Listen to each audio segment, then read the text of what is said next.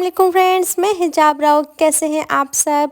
ये है मेरा हनीमून व्लॉग जो कि मैंने बहुत टाइम बाद रिकॉर्ड किया। अभी हम सावात की तरफ जा रहे हैं और मैं आपको सब बताती चलूँगी कि हम कहाँ कहाँ जाएंगे और कितना एंजॉय करें। और ये भी लोग मैंने शादी के 3-4 माह के बाद रिकॉर्ड किया क्योंकि मैं बहुत ज़्यादा मसरूफ़ थी। तो चलिए हम अपना व्लॉग स्टार्ट करते हैं।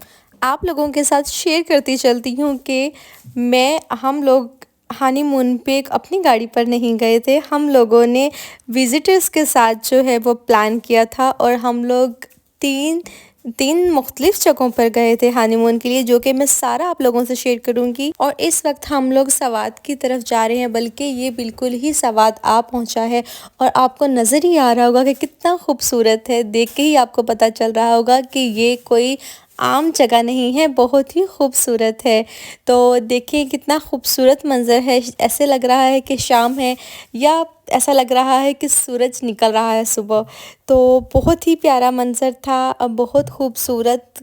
मैंने सवात को इतना खूबसूरत पाया कि दिल कर रहा था कि इंसान बार बार यहाँ पर आए और यहीं पर ही रुक जाए। जनवरी का महीना था और मौसम बहुत ही खुशगवार था, बहुत ही खूबसूरत था। अगर आप लोगों के माइंड में ये बात आ रही है कि जनवरी के महीना था और कहीं पे भी बर्फ़ नहीं है, तो मैं आपको ये बात बताती चलती हूँ कि सवात में कहीं बर्फ़ नहीं होती, बर्फ़बारी नहीं होती। मुझे भी ऐसा लग रहा था कि हम जाएंगे तो बहुत बर्फ़बारी होगी वहाँ। तो इसीलिए मैं आपको ये बात क्लियर करती चलती हूँ कि सवात में बर्फ़बारी नहीं होती। सवात से आगे कालाम और मालम जब्बा जो है वहाँ पर बहुत ज़्यादा बर्फ़बारी होती है। तो ये सारा रास्ता बहुत ही खूबसूरत था। ये मौसम इतना खूबसूरत था कि इसको हम खुल के एंजॉय कर सकते हैं, क्योंकि आपको पता है कि बर्फ़बारी में एंजॉय नहीं हो सकता। हम लोग फाइनली मालम जब्बा पहुंच चुके हैं और चेयर लिफ्ट एंजॉय कर रहे हैं। लेकिन आपको एक और अमेजिंग बात बताती चलती हूँ कि हम लोग आए जब जनवरी में, तो यहाँ पर बिल्कुल बर्फ़बारी नहीं थी। क्या बर्फ़बारी की तो बात ही अलग है।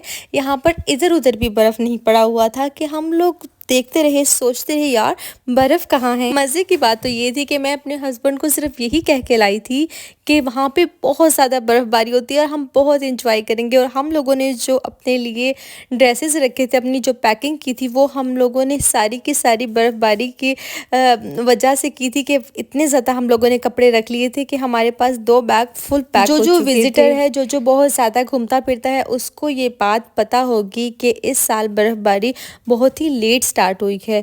और यहाँ के रोड इतने ज़्यादा ख़राब थे, इतने ज़्यादा ख़राब थे। ये जो गाड़ी की जंपिंग लग रही है, आपको इसको देख के ही अंदाज़ा हो रहा होगा कि यहाँ के रोड कितने ख़राब थे। इतने ज़्यादा ख़राब थे कि मेरे हस्बैंड तो डर रहे थे कि ये आप मुझे कहाँ ले आई हैं। लेकिन उनसे ज़्यादा मुझे शौक़ है नॉर्दर्न एरियाज़ का, तो इसलिए सब कुछ बर्दाश्त करना पड़ा। हम कालाम में मौजूद हैं और एक बोर्ड की हम लोगों ने राइट ली है और हम यहाँ से वहाँ आर पार जाने के लिए हम लोगों को सिर्फ बोट ही अवेलेबल थी, क्योंकि इसके अलावा कोई और रास्ता नहीं था। हम लोगों को जाना था सैफुल मुलूक झील। और यहाँ पे कालाम में हम लोग आए तो यकीन करें कहीं थोड़ा बहुत बर्फ़ हमें मतलब नज़र आया, कहीं गिरा हुआ था। बेसिकली मुझे बर्फ़ देखने का इतना शौक़ नहीं था, मुझे बर्फ़बारी का, स्नोफॉल का शौक़ था, जो कि यहाँ पे पूरा नहीं हो सका था। हस्बैंड अपनी पेट पूजा करते हुए। फाइनली अभी हम लोग जो वापस अपने रूम में जाने लगे हैं। यहाँ पे हम लोगों ने 2 घंटे स्टे किया और मैंने सैफुल मुलूक झील की वीडियोस इसलिए नहीं बनाई कि वहाँ पे बहुत ज़्यादा फैमिलीज आई हुई थी और बिल्कुल अच्छा नहीं लग रहा था कि मैं उनकी वीडियोस बना बना के अपने यूट्यूब चैनल पे लगाऊँ ख़ुद को प्रमोट करने के लिए। तो ऐसा मुझे बिल्कुल जो है वो सूट नहीं किया और मैंने बिल्कुल नहीं किया। हम लोग अभी वापस जा रहे हैं और अभी इसी जिस कश्ती से हम आए थे उन्हीं के साथ हम वापस जाएंगे, क्योंकि हम लोगों ने इनको ऑलरेडी पेमेंट की हुई थी। यहाँ पे मैंने देखा है बहुत ज़्यादा फ्रॉड करते हैं लोग। जितना टाइम कहते हैं उससे बहुत ही ज़्यादा कम टाइम देते हैं और पैसे अपने पूरे लेते हैं। हमें ये कह के लाया गया था कि आप लोग जितना मर्जी टाइम लगाना, आप लोगों की मर्जी है, लेकिन ऐसा कुछ नहीं हुआ। 1.5 घंटा गुजरने के बाद राइडर ने शोर करना शुरू कर दिया कि वापस चलो, वापस चलो, बहुत टाइम लग गया है, मुझे सेकंड शिफ्ट के साथ भी आना है। खैर हम लोगों को तो पिक्स बनानी थी, एंजॉय करना था, हम लोग कर चुके थे। गेस्ट हाउस वापस जाते हुए रास्ते में थोड़ी देर के लिए ड्राइवर रुका तो मेरे हस्बैंड ने कहा कि चलो मैं निशानाबाजी करता हूँ। तो पहला तो इनका फायर जो था वो मिस ही गया, जो कि शायद मैं शूट नहीं कर पाई, लेकिन दूसरा फायर इन्होंने अच्छा किया। और खुश ये ऐसे हो रहे थे कि जैसे इन्होंने बॉर्डर पे कोई दुश्मनों को मार गिराया और पाकिस्तान को फतह दिलवा दी। टाइम हम लोगों का बहुत अच्छा गुजर रहा था, लेकिन हम लोगों को इनकी ये चीज़ें पसंद नहीं आ रही थी कि जितना टाइम ये हम लोगों को कहते हैं उससे ज़्यादा, मतलब उससे कम हमें टाइम क्यों देते हैं। हमारे टूर में हमें जो सबसे ज़्यादा चीज़ पसंद आई थी, हाँ जी, वो यही है, न्यू ईयर को इतना अच्छा सेलिब्रेट किया गया, बहुत ग्रैंड पार्टी थी, बहुत मज़ा आया, हम लोगों ने बहुत एंजॉय किया।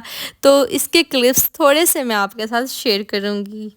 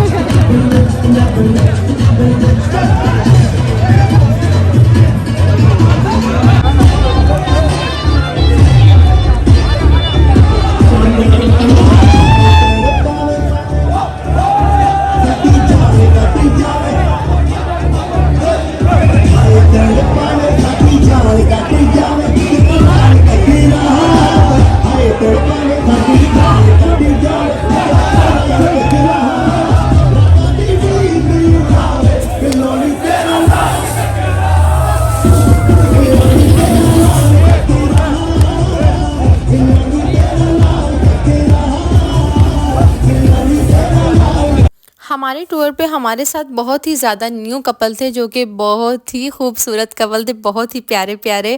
और इस पार्टी में हमें बहुत मज़ा आया। मेरी लाइफ की ये पहली ऐसी ग्रैंड पार्टी थी और उम्मीद करती हूँ कि मेरे हस्बैंड की भी लाइफ की ये पहली ही पार्टी होगी, क्योंकि मुझे तो वो यही कह चुके हैं। अब असल हकीकत क्या है उसके बारे में मैं नहीं जानती। इस टूर पे पाकिस्तान के मुख्तलिफ इलाकों के लोग आए हुए थे, जिन्होंने मिलजुल के बहुत इंजॉय किया। और मेरी लाइफ का ये बहुत अच्छा और बहुत यादगार टूर रहा, क्योंकि ये मैं अपने हस्बैंड के साथ गई थी।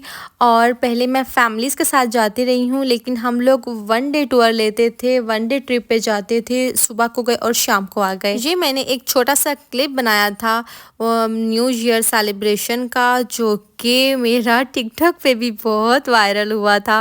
और मुझे इतना शौक था स्काई लालटेन का कि मैंने उन्हें कहा कि कुछ हो ना हो, मुझे बस ये स्काई लालटेन दे दें और मैं बस ये किसी तरह मुझे दे दें, मुझे इसका बहुत शौक है, क्योंकि ये मेरा शादी में भी रह गया था, मैं नहीं कर पाई थी। सुबह को हम लोगों ने घर वापस जाना था, तो ये मेरे हस्बैंड आपस में डिस्कस कर रहे थे एक दूसरे के साथ, तो किस टाइम निकलना है, क्या होगा। इनको उस वक्त नहीं पता था मैं इनकी वीडियो बना रही हूँ। जैसे ही इनको पता चला तो इनका अभी आप इतराना देखिएगा।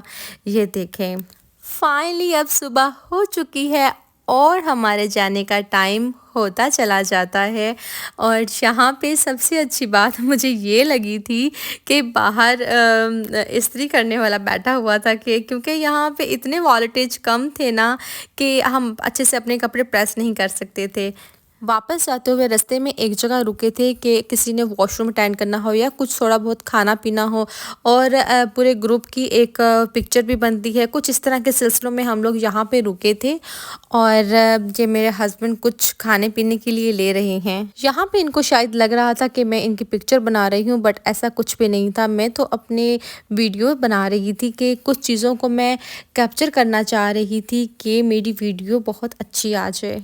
इस वक्त हम बहुत ज़्यादा थक चुके थे, मेरे हस्बैंड भी बहुत ज़्यादा थक चुके थे क्योंकि सफ़र बहुत ज़्यादा था। और अगर मेरा मशवरा आप लोग मानते हैं तो कालाम जाने की बिल्कुल ज़रूरत नहीं है। सवात जाएं, मालम जब्बा जाएं, घूमें फिरें और सच में वापस आ जाएं। कालाम का रास्ता इतना ख़राब है, इतना ख़राब है, बहुत ज़्यादा ख़राब है कि आप लोग की सारी थकन ख़त्म से ज़्यादा हो जाएगी। बहुत ख़तरनाक है और बहुत थक जाते हैं। व्लॉग बहुत ही ज़्यादा बड़ा हो गया है, इसीलिए इसको अब हम इख्तिताम पे लाते हैं। मेरा मशवरा माने तो कालाम जाने से गुरेज ही करें और मालम जब्बा और सवात जाएं, घूमें फिरें, इंजॉय करें और बस वहीं से वापस आ जाएं क्योंकि कालाम में इतना ज़्यादा कुछ ख़ास नहीं रखा। हाँ, अगर आप सैफुल मुलुक झील और इस तरह से उनके शौक़ रखते हैं तो जाएं, वरना मत जाइएगा। अपना ख्याल रखें, हिजाब राह को दुआओं में याद रखें। अल्लाह हाफ़िज़।